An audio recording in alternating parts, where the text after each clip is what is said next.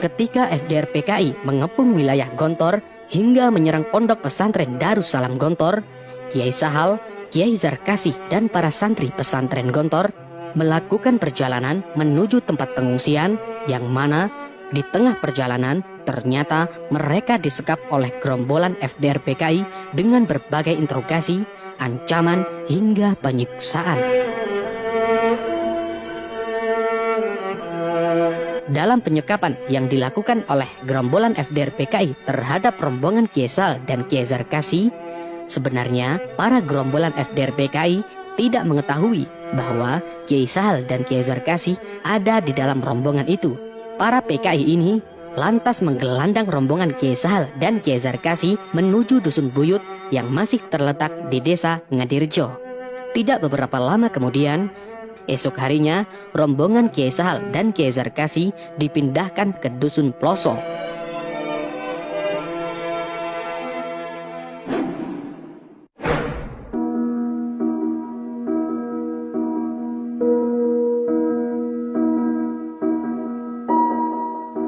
Seiring berjalannya waktu, selama dalam tahanan Ploso, rombongan Kiai Sahal dan Kiai Zarkasih dilucuti habis oleh para FDR PKI.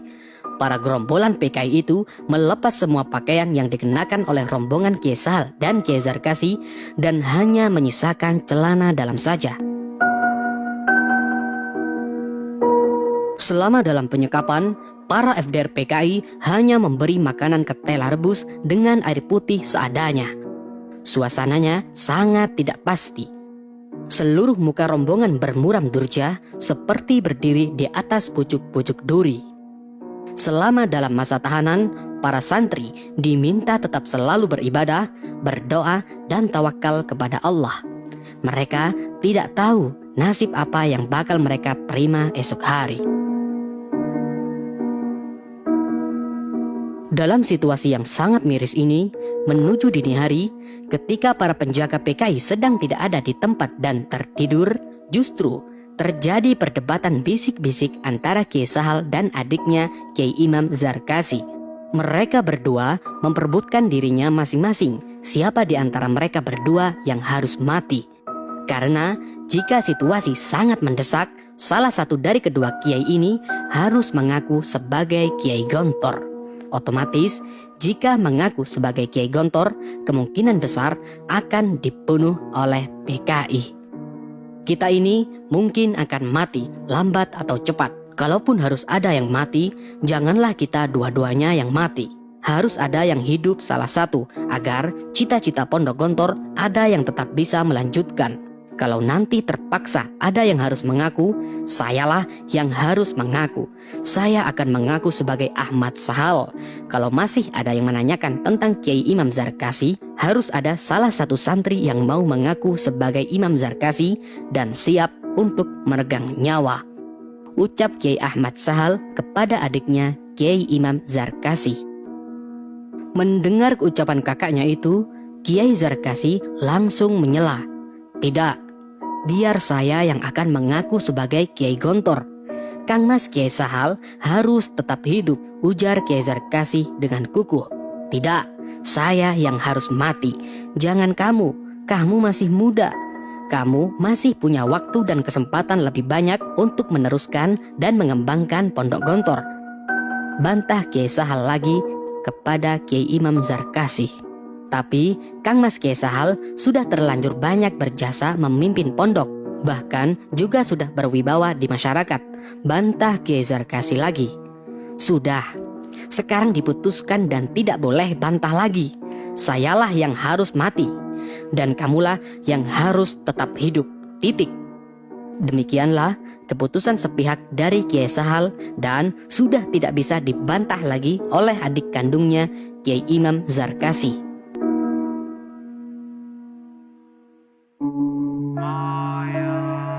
Dalam ruangan yang sesak dan pengap, ditambah situasi saling bantah berebut untuk menyongsong kematian itu, akhirnya berakhir.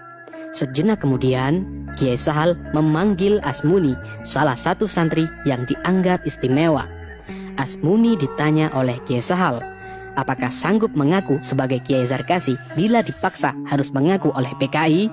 Tapi kamu harus siap mati, tegas Kiai Sahal kepada Asmuni. Mendengar pertanyaan itu, Asmuni pun terdiam. Pikirannya menerawang panjang, mukanya pucat dan mulai mengeluarkan keringat dingin. Kemudian dengan suara berat dan sangat perlahan, keluarlah jawaban dari mulutnya. Saya tidak sanggup dan tidak berani, Pak Kiai. Mohon maaf yang sebesar-besarnya. Jawabnya gemetar dan pelupuk matanya basah menahan air mata. Dalam suasana yang mencekam itu, salah satu santri yang bernama Jamal dengan tegap dan tegas memberanikan diri mengajukan diri sebagai Kiai Zarkasi dan siap mendaftar sebagai mujahid.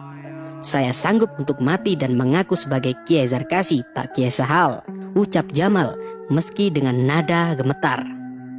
Semua mata santri terbelalak dengan kenekatan Jamal. Mereka tidak menyangka bahwa santri dari Magelang seperti Jamal punya keberanian. Jamal, apakah kamu betul-betul sanggup? Tanya Kiai Sahal kepada Jamal. Saya sangat sanggup, Pak Kiai, jawab Jamal tanpa rasa. Kemudian kedua kiai dan seluruh santri memeluk Jamal dengan penuh rasa haru. Tidak sedikit yang menahan Jamal untuk berkorban. Bahkan ada beberapa santri yang berurai air mata. Namun Jamal sudah membulatkan tekadnya. Dengan kesediaan Jamal untuk menjadi martir demi perjuangan agama dan pesantren Gontor, maka disusunlah sebuah skenario jika memang harus dipaksa mengaku oleh gerombolan FDR PKI.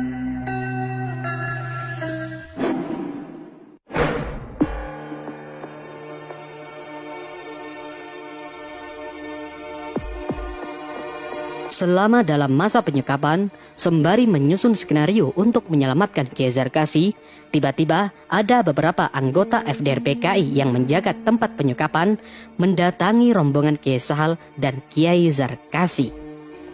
Mereka datang dan tiba-tiba membawa santri yang cukup senior yang bernama Ghazali Anwar dan Imam Badri, yang mana kedua santri ini dipisahkan dari rombongan Kiai Sahal dan dibawa ke wilayah Soko.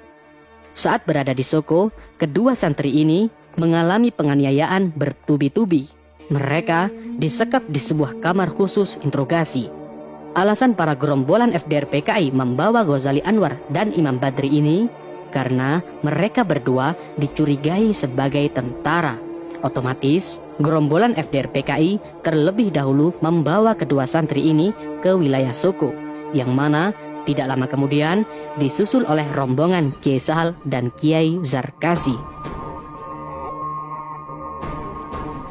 Saat dalam perjalanan, Kiai Sahal dan Kiai Zarkasi yang belum tahu nasib kedua santrinya sangat sedih dan khawatir karena kemungkinan besar kedua santri ini akan dihabisi oleh gerombolan FDR PKI. Namun, ketika tiba di tempat penyiksaan Ghazali Anwar dan Imam Badri ini, sontak Kiai Sahal mengucapkan kalimat hamdalah yang bersyukur ternyata kedua santrinya masih hidup. Namun kebahagiaan itu juga bercampur dengan sayatan-sayatan kesedihan yang berkecamuk dalam dada Kiai Sahal dan seluruh rombongan ketika melihat keadaan Ghazali Anwar dan Imam Badri sangat memprihatinkan. Wajah mereka berdua membiru lebam karena terkena pukulan bertubi-tubi dari para PKI. Mereka berdua bercerita beberapa kali sampai pingsan setelah dipukuli. Para tentara FDR PKI memaksa mereka mengaku bahwa mereka tentara Hizbullah. Namun Ghazali Anwar dan Imam Badri ini tetap tidak mengaku sebagai tentara.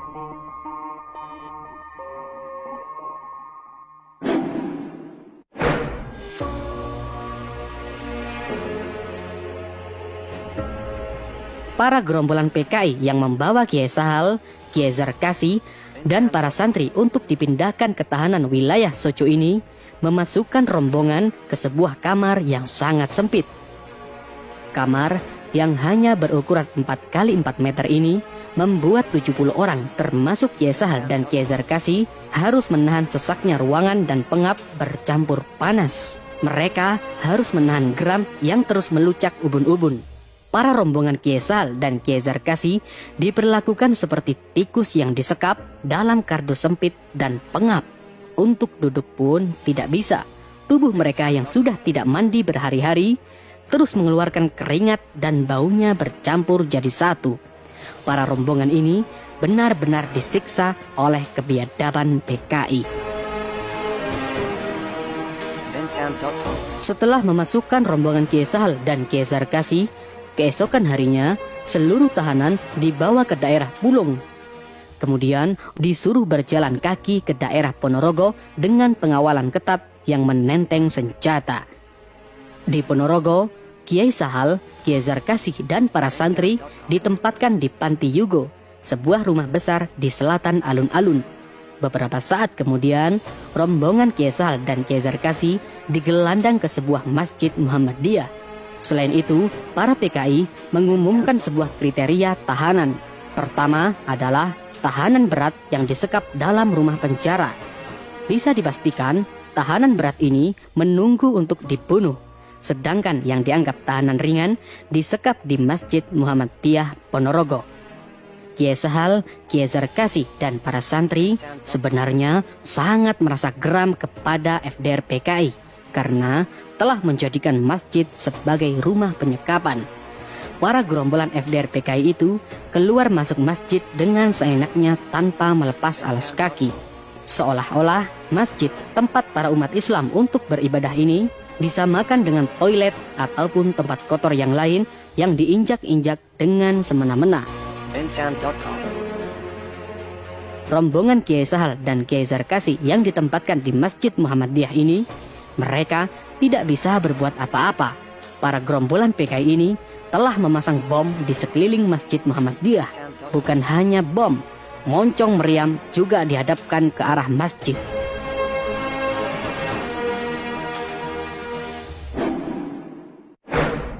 Pasukan kita bersama-sama pasukan dari Divisi 1 akan segera bergerak untuk merebut kembali kota-kota yang telah diduduki pasukan PKI.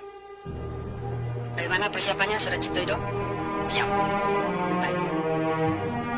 Seiring berjalannya waktu, setelah pasukan Siliwangi berhasil menumpas para gerombolan pemberontakan FDR PKI yang terjadi pada tahun 1948, penumpasan FDR PKI juga dilakukan di berbagai daerah termasuk daerah Ponorogo.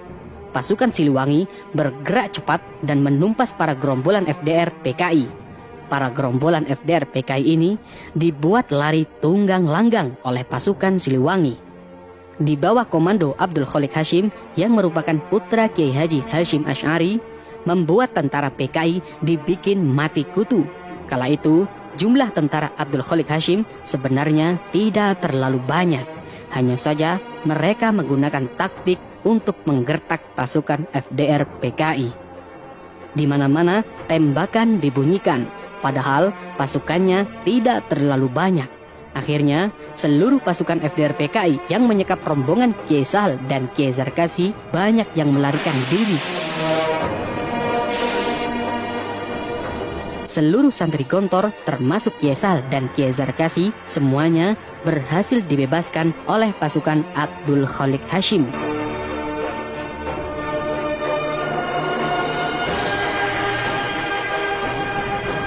Perjalanan pengungsian berat yang dilakukan oleh Kiai Sahal, Kiai Zarkasi, dan para santri Pondok Pesantren Darussalam Gontor ini telah menumbuhkan ikatan kekeluargaan antara santri dan kiai semakin kental.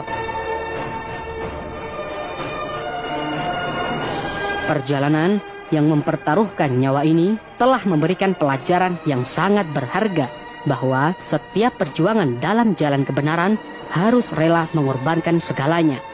Seperti ucapan Kiai Sahal yang terpetik di awal, korban harta, korban tenaga, korban pikiran, jika perlu nyawa sekalian akan aku berikan.